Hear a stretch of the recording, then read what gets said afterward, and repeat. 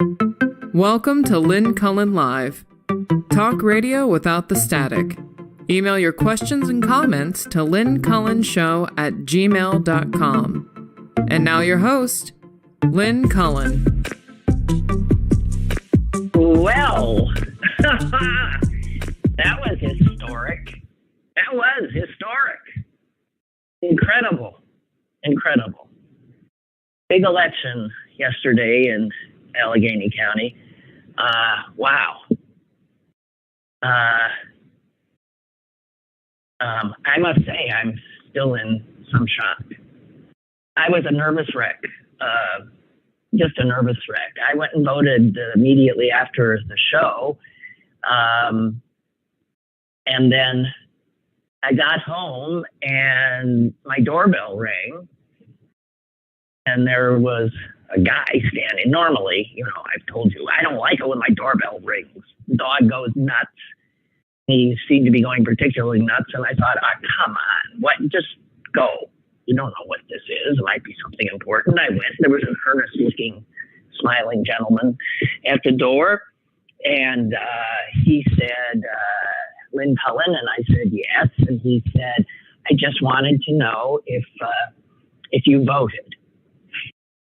And he was from I'm going to have to learn how to say it, Inamorado's campaign. And I, informed him I had. And he said, great. He said, we're just knocking on every door. He said, the margin is very tight. And so when he told me that, I got nervous. But I was so impressed by the organization. And that's what won it. These people are so organized. They know where their voters live. They knew I hadn't turned in my mail ballot in a timely manner. They then informed me that I should vote in person or take it down, in person downtown. And then this, even after I vote, they're there. So you can bet that they were taking people out of their houses if they hadn't voted. You need a ride? I'll take you there. Whoa. They outworked. It seems to me that the people who have had power in Pittsburgh and Allegheny County and most places are people who represent power. They align themselves with power. And what these insurgents did by taking power yesterday is totally shift things. I mean, in a way that's important. The people who have run the place have been beholden to moneyed interests. That's the way our government works. I guess that's pretty hard not to work that way, since the people who have the money also have power. Power begets money, money begets power. And so if people have been in governmental positions for a long, long time, it is pretty hard for them not to become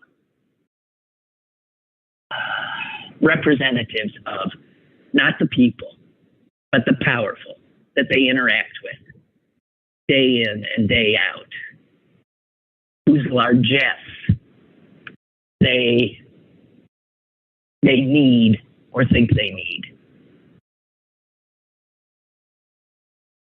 And I think what's wonderful is that what Inamorato and what Dugan and what Summer Lee are reminding us is that people, the little people, have the power if they'll use it. And that's going to be a marked change. Now, maybe if, the so-called insurgents hang around for a few terms, they too might be tainted by the power they hold and the power's proximity to moneyed interests. And maybe other insurgents will have to come through and knock them off. I don't know. It was just a primary. It's not a done deal. And I think the general election is going to be one ugly affair. That's my guess. Okay, we have a call. Come on in. Hey, Lynn, Sissy White Liberal here. Hey. So I don't want to hijack the show because I want to talk about something else, but it's kind of funny.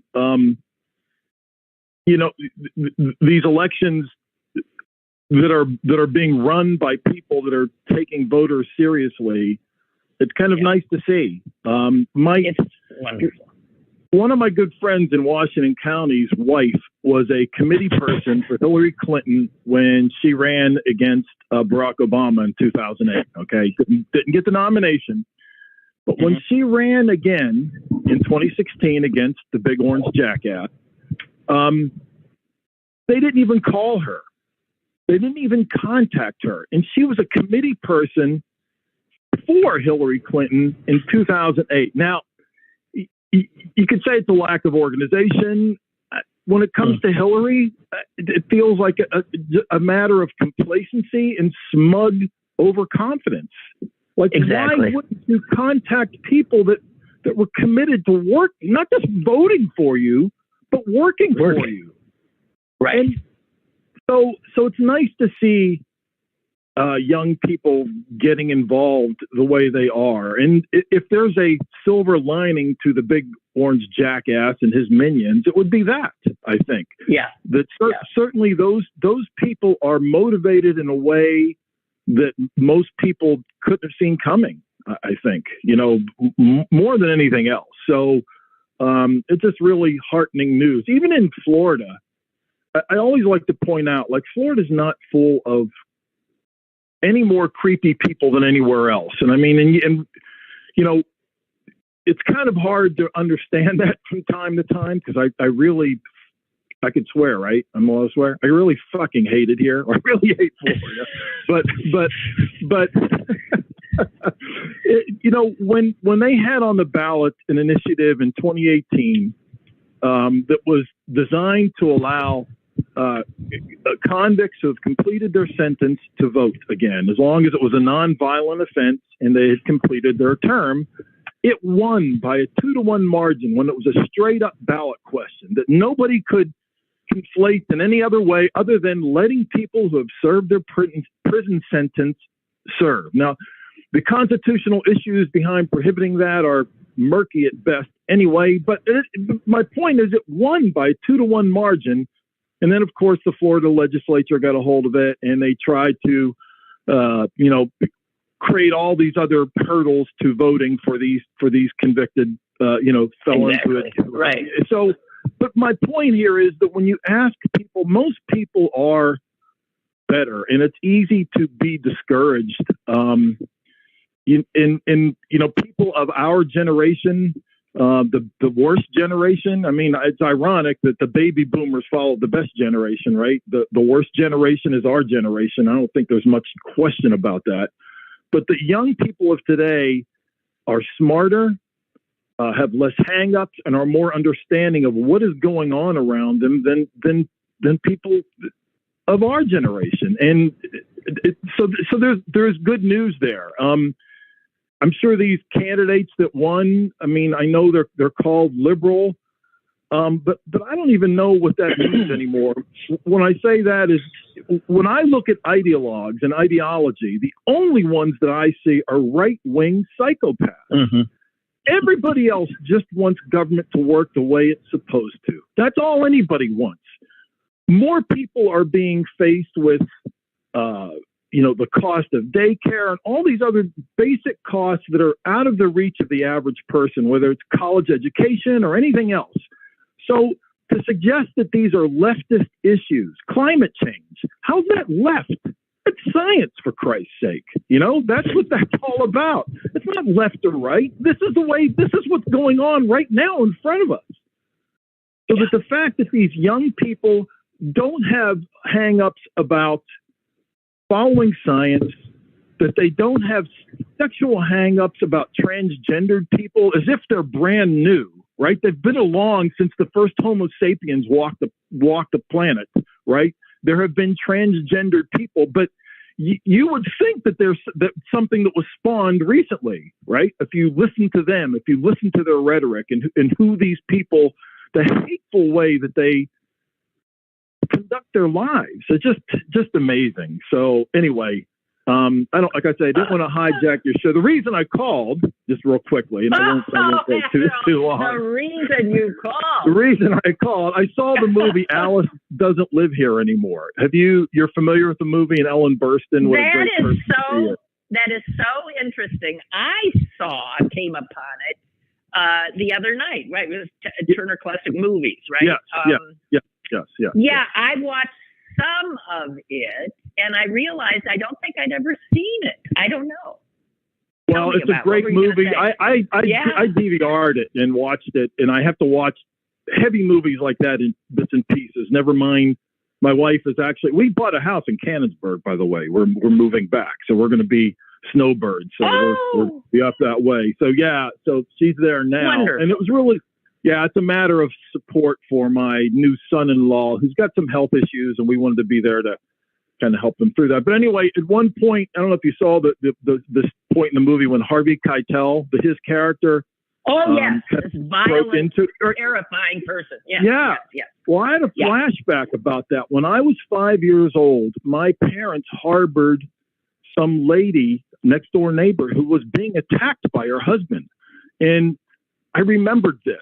I remember my mom giving me cough syrup or something and her hands shaking like she was scared. And, my father trying to calm the lady down while the police were on the way and all these things. So it's you have these formative experiences when you're young that you don't think much of, I guess. But I had a flashback of that moment because of this movie. And again, it made me think of Trump voters, believe it or not. And I'm wondering, like Clarence and I have mused on this, like how do these people, how have they come Trump voters, and they're not all this way, obviously, but to somehow romanticize Nazism? Like, how does that happen? Like, what happened in their formative backgrounds? I like to think that experience with my parents and that poor lady when I was 5 had a lot to do with fostering an empathy gene in me. I'm sure that wasn't the only experience that caused that, right? But we've got these experiences and we've got these examples of really good adults in our lives. I know you did. I know Clarence did. I know Blovius did. I know the people that I respect and like. That's what's have happened to them. But the Ted Lasso show, now to reel something else in, right? That gives you, some perspective on like what happened to these people. Like they didn't have parents like I had. So how can they get put baback on track? I mean, I don't know the answer to that, I guess. I don't either. But it's something worth using. Yeah, and I'll tell you, that scene was so terrifying. Yeah. I mean, it was palpable. I was terrified by it, just visceral. That man's, rage directed at women, the sense that he should be able to control them totally. I don't know. I was talking to a friend whose sister is full Trump, and she said, I just can't figure it out. And she was saying that she thought it was a lot about fear and anger and bitterness and people just thinking they got a bad deal or something. And I don't know. I don't know. It's amazing. It is. How about Mrs. Maisel? You've been watching that? Are you? No, you I watching have not. Oh my God! That that, well, and this pulls Mrs. Maisel into Alice Doesn't Live Here Anymore, in that you see Mrs. Maisel. First of all, I hate stand-up comedy because I think it mostly stinks, but this is good. This is funny stuff. And it's kind of an insight as to, it's a little bit pre your generation, but certainly your mother would have some insight to it, what it was like to be a woman, single mother in the 1950s and 60s, and how difficult that must have been. Now, it turns out my father's mom was a single mom in post World War II era. So maybe that's where empathy, and I know Clarence's mother was a single mom, right? Maybe that's where that empathy comes from. But yeah, Mrs. Maisel, if you've got Amazon Prime, you've really got to watch that because it's insightful. But anyway, I'll let you go, and it's good to talk to you as always. So take care. Good to talk to you. Thank you. Bye. Bye. That is the caller formerly known, and still known, I guess, as Sissy White Liberal. His name's Tom, and best friend of Clarence in Canonsburg, and he says he's now moving to Canonsburg. That's all good news. Yeah. Well, let me go back. I want to share a few little quotes with you that I saw. Quotes from mostly the folks who didn't win. There is one from Rich Fitzgerald, the current and outgoing Allegheny County executive. And he said this. So it's been 7 years in a row of the far left winning Democratic primaries in Allegheny County. It looks like we're going to become similar to places like San Francisco or Seattle or Portland, with a far left agenda of our elected officials. You see the far left winning things. People who want to shut down fossil fuels, people who want to defund the police, people who kind of don't want to deal with the homeless situation. What? I mean, I have to tell you, first of all, what passes for far left, if this is far left,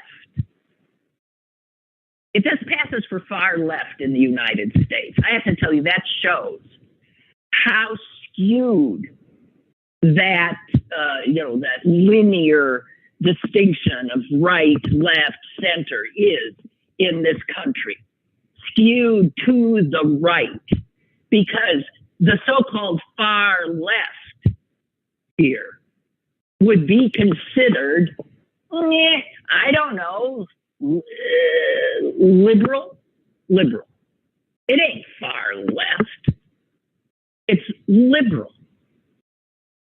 But so much of the country has been pulled so far to the right that it makes somebody like Inamorado, God dang it, and anyone else arguing that government should be there for the people, not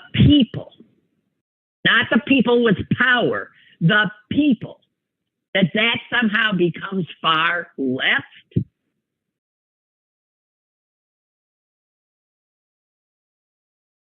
He said you got to congratulate them. And you bet, because the people in power who got pummeled yesterday, they just assume. They've been in power so long, the assumption, it's like what Sissy White Liberal was saying about Hillary Clinton, not even calling this woman when she ran again to get her on board. This sense of, well, hey, we got this in the bag. We're the big boys. We don't need any of these people out in the hinterlands. And, there's this sense of, entitlement.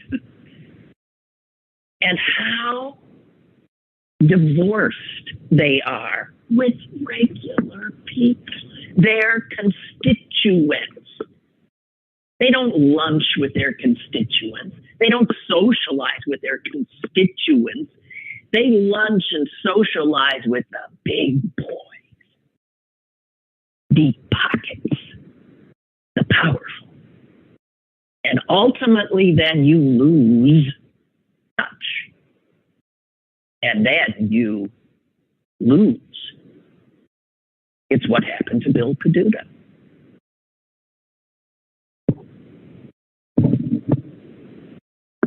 I was taken by what was said by someone who has been a political operative in these parts for a long, long time, and find it. And he, last I remember him holding any kind of major position, I think he was the chief of staff, maybe for Sophie Masloff when she was mayor. Anyway, Joe Mystic is his name, and he is, I think, teaches now at Duquesne. And he said this. He's been involved in politics in the county for a long, long time. And he says, hey, there's no magic to what these progressives are doing. At least Joe Mystic called them progressives as opposed to left, far left, far left. The next thing up will be socialist, commies. That's what I'm saying. It's going to be an ugly general election. And let me see. Wait, hang on. I can't believe it. Somebody's calling me. There's no magic to what these progressives are doing, said Mystic. He says this is how campaigns have always been won. It's just that the people in power stopped doing it. Yeah, they didn't bother. I remember thinking that there was no way you could have known that Stephen Zappala was running to keep his seat as DA. I didn't see him. I didn't hear from him. I barely saw a yard sign. It's like he phoned it in. And you know what that's about? That's arrogance. Arrogance. He thinks because he's held that position, my God, forever, he thinks it's his. He really didn't campaign. Which tells you all you need to know and why he needs to go.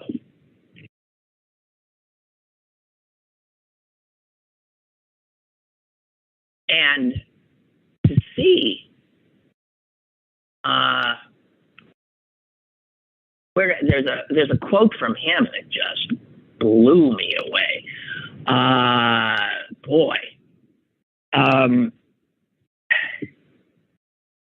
He said, let me find it for you. First of all, he's going to run again. In the general, he'll run as a Republican. There was a concerted effort, to get him enough votes on the Republican write-ins, and I think he might have cross-filed. I don't know. So that he's got enough votes that he can run. And so that tells you all you need to know. He never was a real Democrat. Perfectly comfortable. He'll be running as a Republican against Dugan. And when asked if he would, well, he said, if we stick around until November, we can kick some ass and take some names. Oh, dear God. You know, that sounds Trumpian, doesn't it? It's vengeful. It's crude.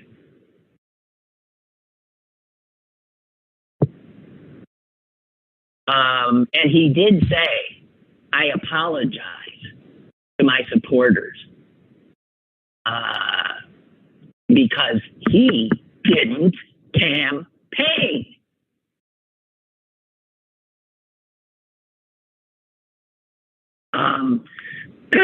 The other thing that I'm seeing is there's a lot of Soros getting into the conversation. Yeah. Now, when Soros gets into the conversation, that's a Trumpian talking point. And it's coming out of Democrats who've lost, saying that Inamorado, Dugan, and that ilk are Soros funded.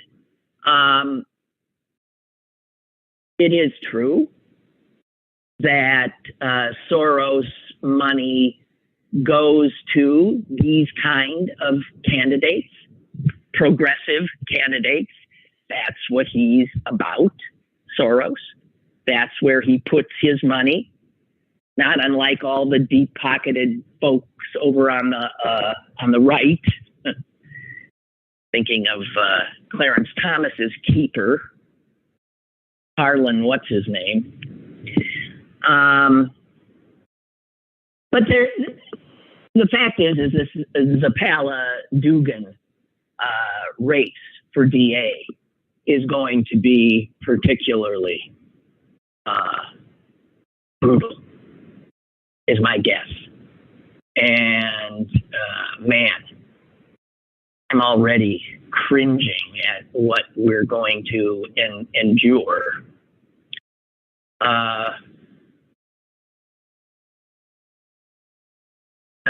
I'm sorry, I can't find this the Soros thing, but I've heard it, and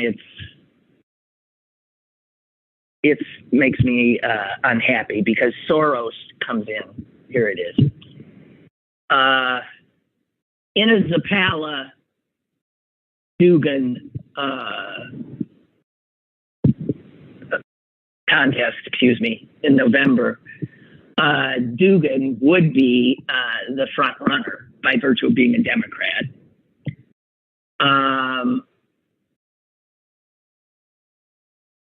The fact is, though, that most of Dugan's money did come from a group called Pennsylvania Justice and Public Safety PAC, and that is funded by George Soros.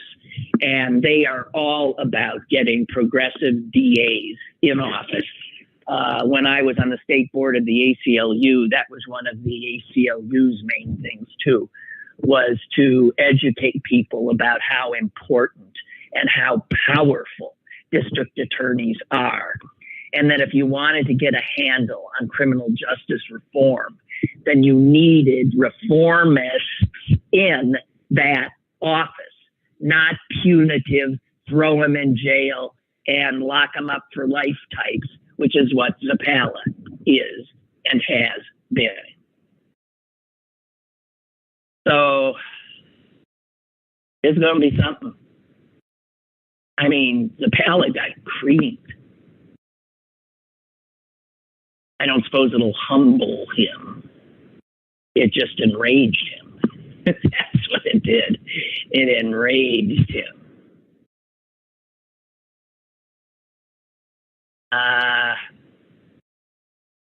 So, I mean,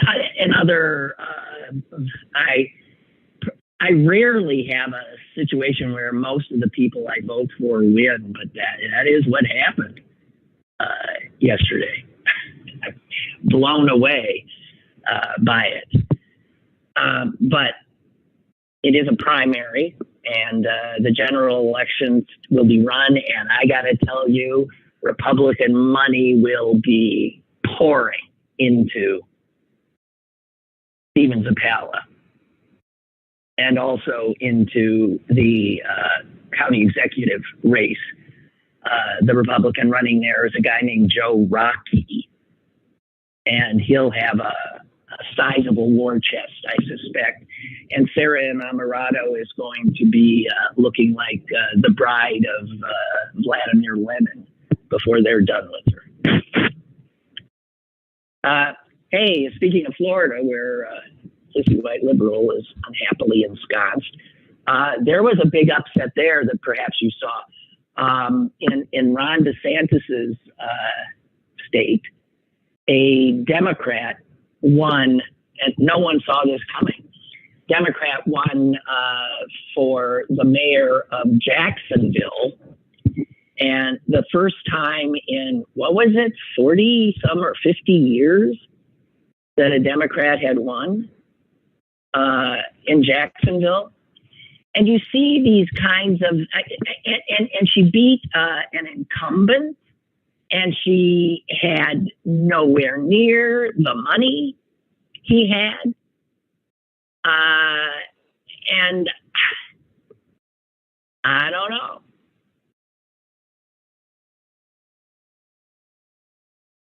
Well, the fact that it's a city, and it was, and now will not be anymore, was the nation's most populous city that had a Republican mayor. Well, now they don't.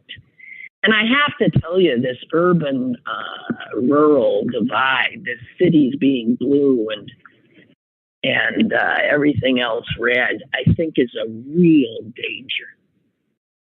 It's a real danger. And I don't know what to do about it. More of us have to move. Got to tell your kids to go live in those places and change them. That's the next thing these wonderful young people need to do. Don't congregate in these blue places. Go make places blue.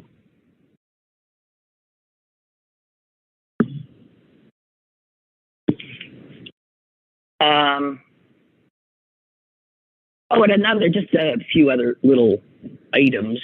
Where Inamorado won? I mean, you think, oh, sure, she won in the city. She won in, here's where people who really follow politics around here, where they knew she'd won? They knew almost right after 8 o'clock. You know why? Because they'd counted the mail-in ballots. And the mail-in ballots were expected to skew heavily to Weinstein. And he won in the mail ballot count, but just by what? Like 1,000 votes or something? It wasn't much. And when people saw that, people in the know, they right away knew she won. She won in the North Hills of Allegheny County. Now, my sense of the North Hills has always been as Republican. Not so much. Sarah Inamorado won in the North Hills.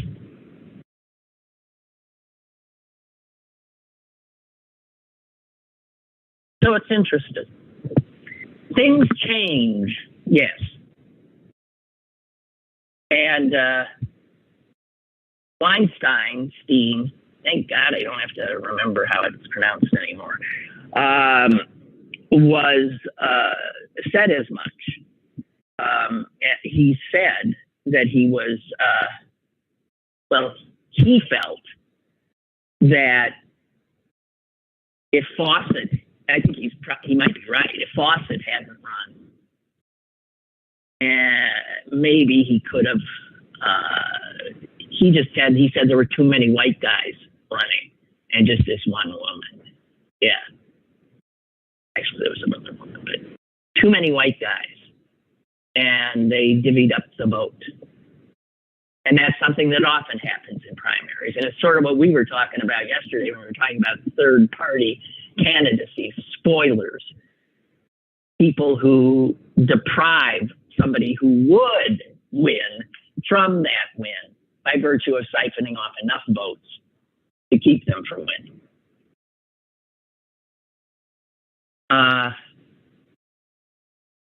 Barbara's asking if I saw John Fetterman questioning the chief executive of Silicon Valley Bank on Capitol Hill yesterday. Yes, I did.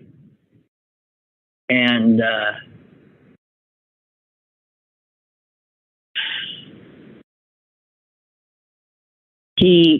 I have to tell you, I have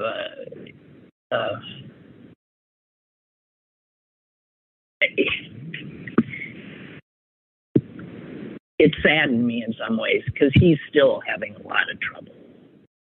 The question he was asking the guy was a great question. He was saying, Republicans say that for people to be able to get SNAP benefits, that they should have they should have to do this or do that. And he was saying to this guy, look, you get government large. The government comes in and bails you out. What kind of community work or something should you have to be doing? And he was saying, how come you rich guys get the money without having to suffer any consequence of or whatever, not having to jump through hoops, whatever. But if you listen to the question, it's clear what he's saying, but it was, I think the term is, it fell into word salad quite a bit. So he's really, poor guy, struggling. And I saw that a lot of people were making fun of him on social media about it. And can you imagine trying to recover in such a public place and recovering not just from the stroke, but from this serious bout of depression and having people mocking you? So when I saw the clip, I cringed because he looked great, but on a good looking suit.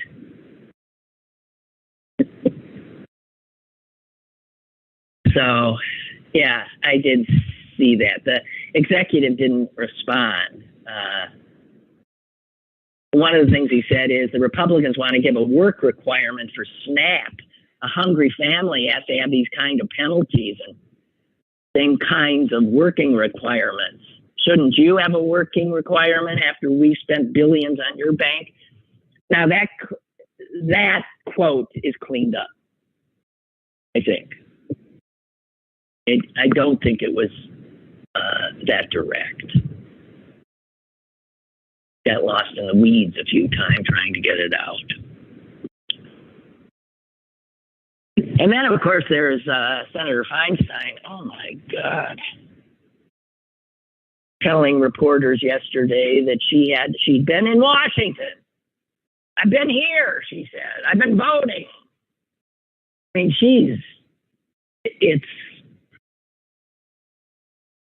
I wish there was a way. I mean, I don't know, what do you do? What do you do? The Democratic leadership is comfortable, or I don't know if they're comfortable, have decided just to make sure she's there and voting, giving them the vote, but she's unable to do anything else. And it is not as though she were the first member of Congress to be incapacitated in this way. But she's the first one I've ever seen such a steady stream, it's what Pelosi said, of, that she should get out, can't do the job. I don't remember that happening when Strom Thurmond was wheeling around, drooling into his 99th year. I don't remember that.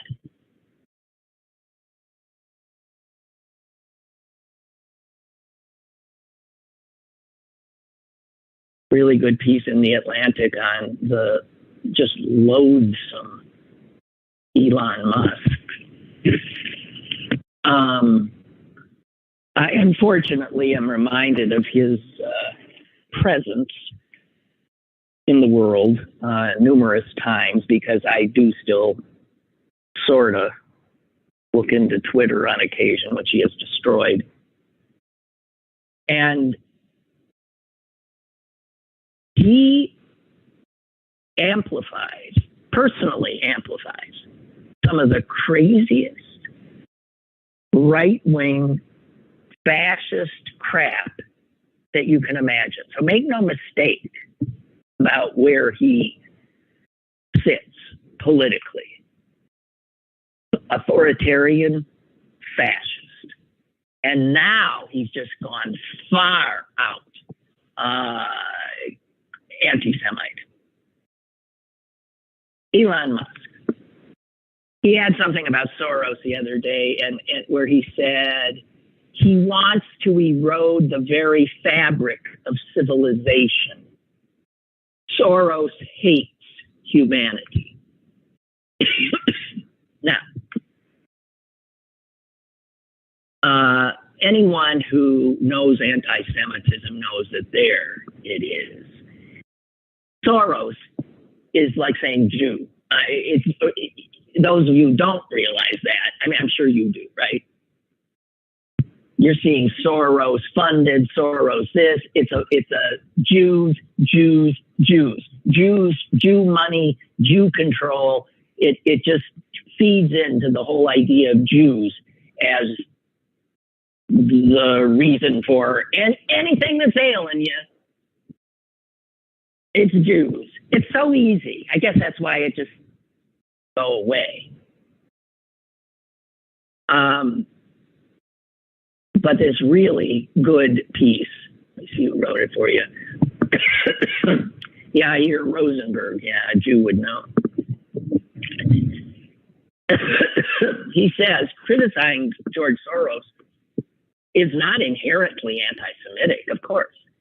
He is one of the world's richest men, an incredibly influential philanthropist.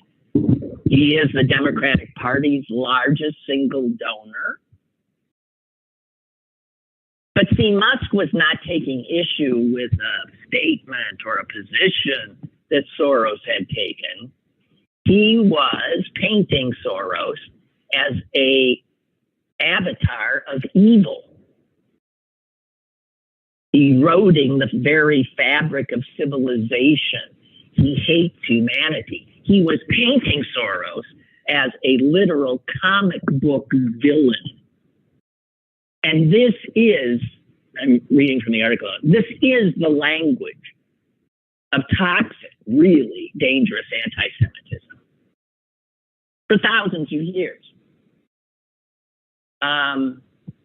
Rather than treat Jews like humans who are fallible and often mistaken, this mindset, it refashions them into sinister superhumans who intentionally impose their malign designs on the masses. And the Soros thing is a way for people who otherwise wouldn't say that they are anti-Semitic to, comfortably traffic in it.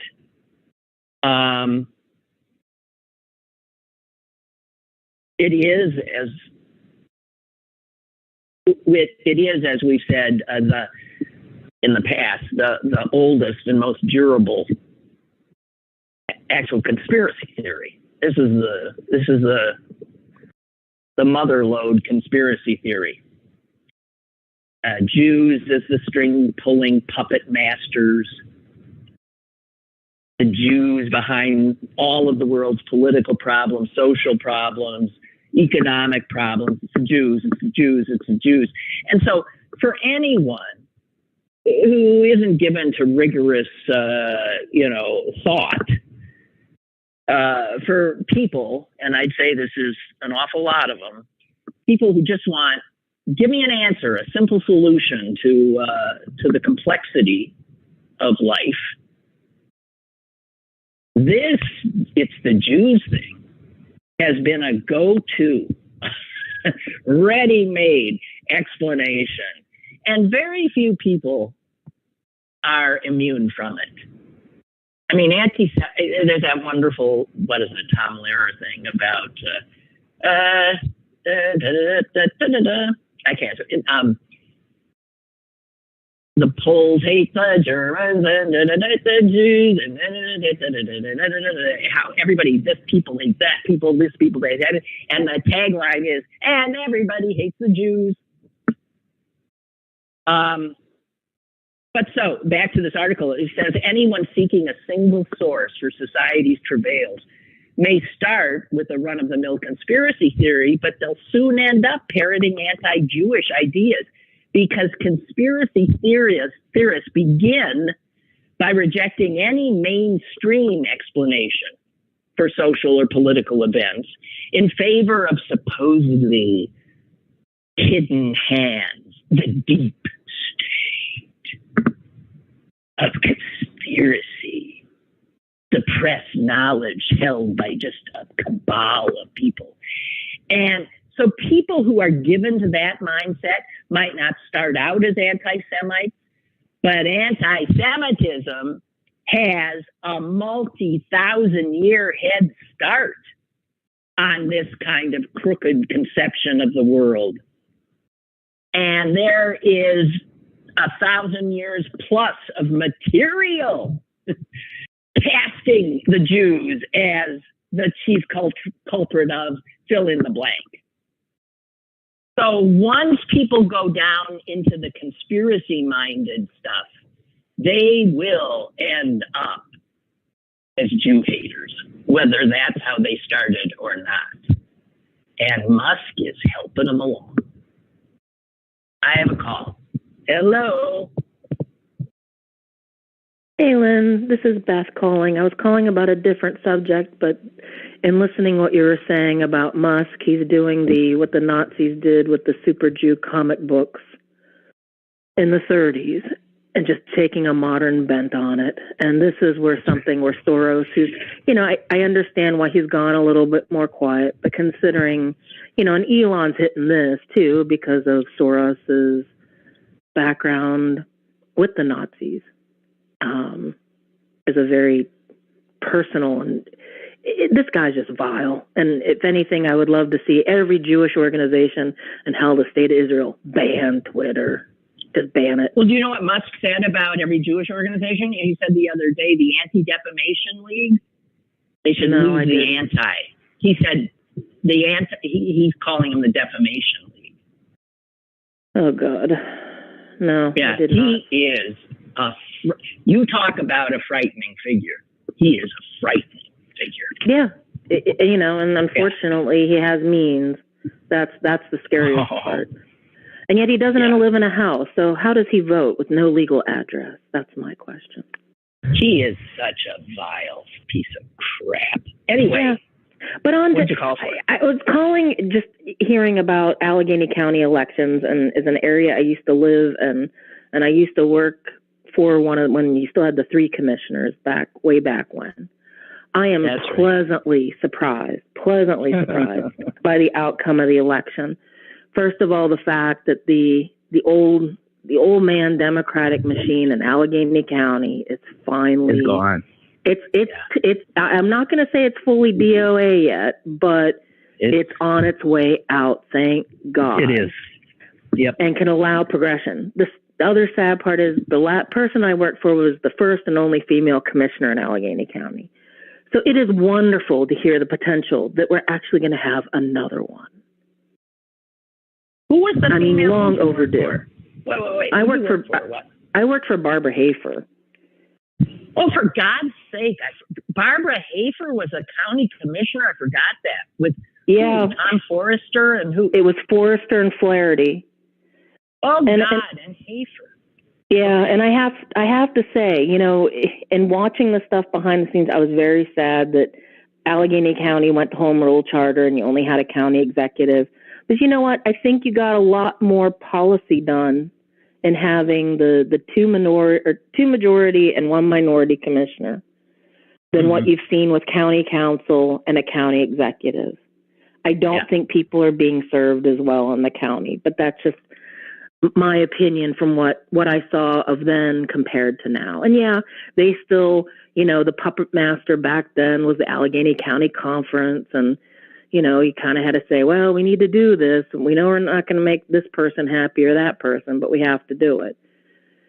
And it's nice to see a bucking of that system. I'm so happy. Yeah, amazing.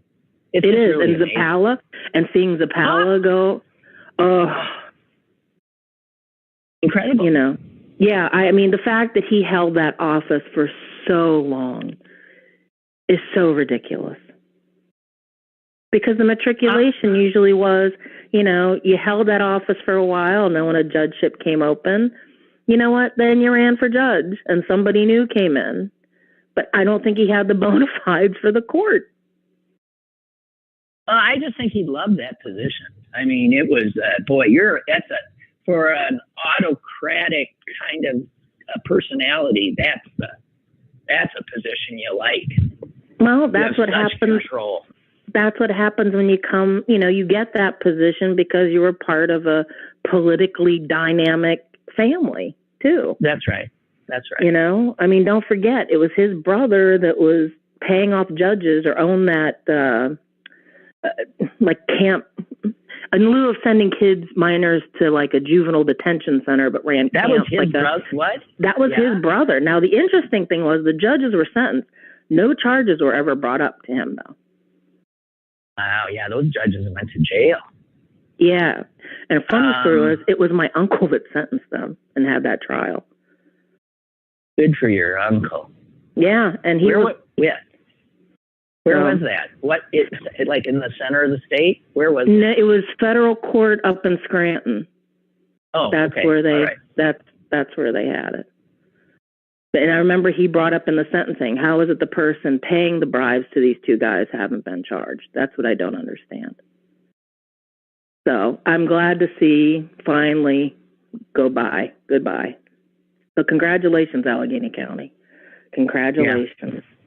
Oh, these people worked. They really worked it. It was impressive. Impressive. Just the get out the boat thing for them was amazing. So they earned it.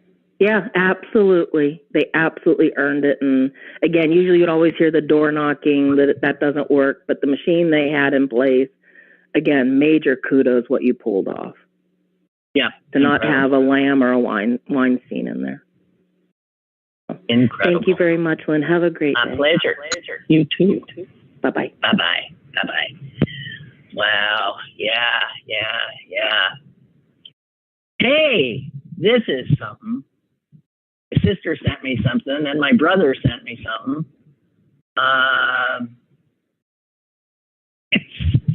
Remember Susan it was yesterday, was saying that Green Bay was so much different now. It was like America personified. It was incredible. It was, and I sort of like, because I don't think that's quite right. But damn, if U.S. News and World Report didn't come out and say yesterday that Green Bay, Wisconsin, you got to be kidding me, is the best place in America to live. That thing that Pittsburgh won, God knows how many years ago. That is, and Pittsburgh went to town with it, right? America's most livable city. We were just so, well, now Green Bay's got it. Now, and I think Pittsburgh, on this list they did yesterday, is in 47th place. But in U.S. News latest best places to live in the U.S., Green Bay, Wisconsin is number one. Oh, man. I have to say that I don't want to disparage Green Bay. And granted, I left 50, 60 years ago. I left over 60 years ago. No, I left 60 years ago. And, I go back, so I see it has changed somewhat. But I don't know. One of the things I hated about it was how it was just nothing but whites. And that truly has changed. That I see. But it says it's one of the safest American cities. It's one of the most affordable cities. It says it's a small town with, I don't know, with a lot of, they say, like, cultural stuff. What? See, what? This is what maybe I'm not giving it its due.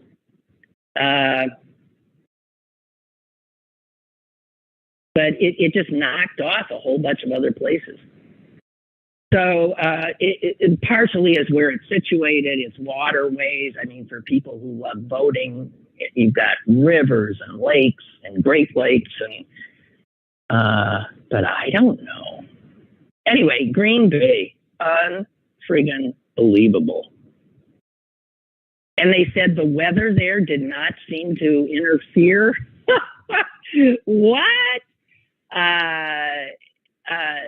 It said people like the weather because it's 4 wonderful seasons, the freshest air you could breathe.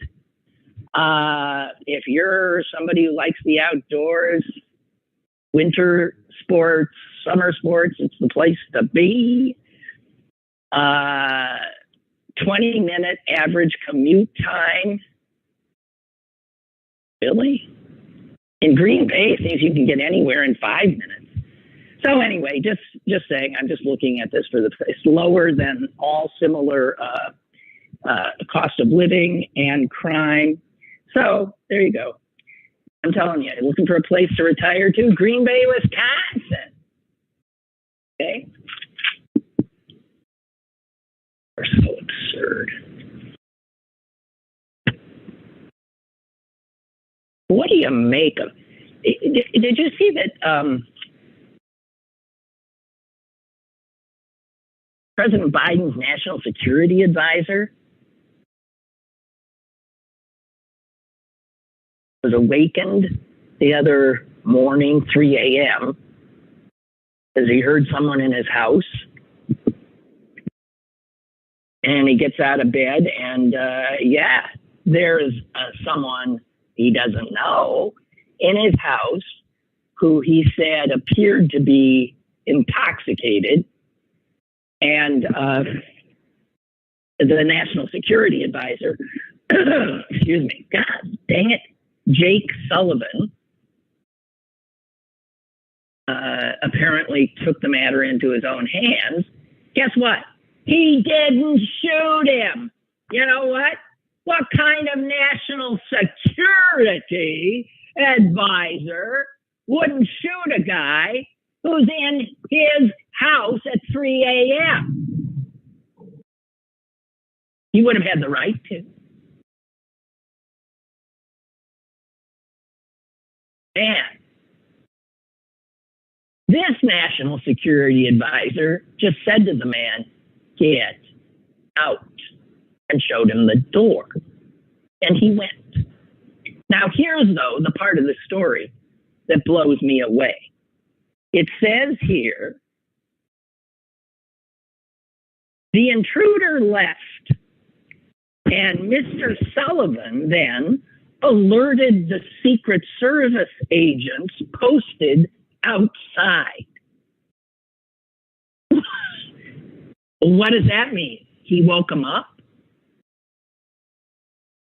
It turns out the national security advisor has not one, but two, at least, Secret Service guys posted outside his house every night.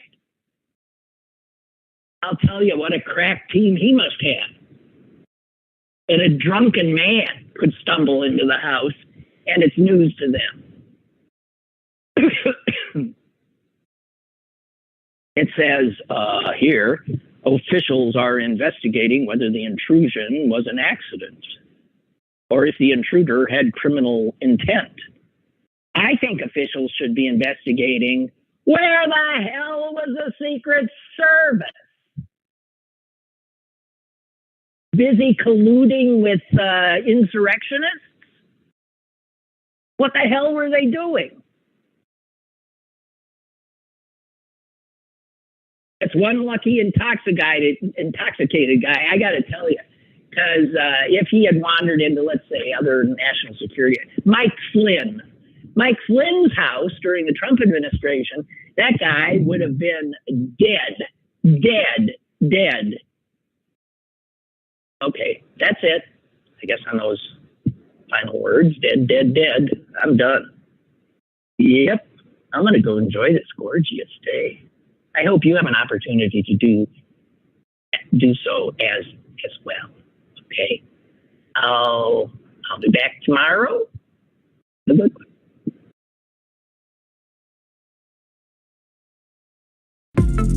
Lynn Cullen Live, Monday through Thursday from 10 a.m. to 11 a.m. and archived at pghcitypaper.com. The opinions expressed on Lynn Cullen Live are those of the host and do not necessarily reflect the viewpoints of Pittsburgh City Paper or its advertisers.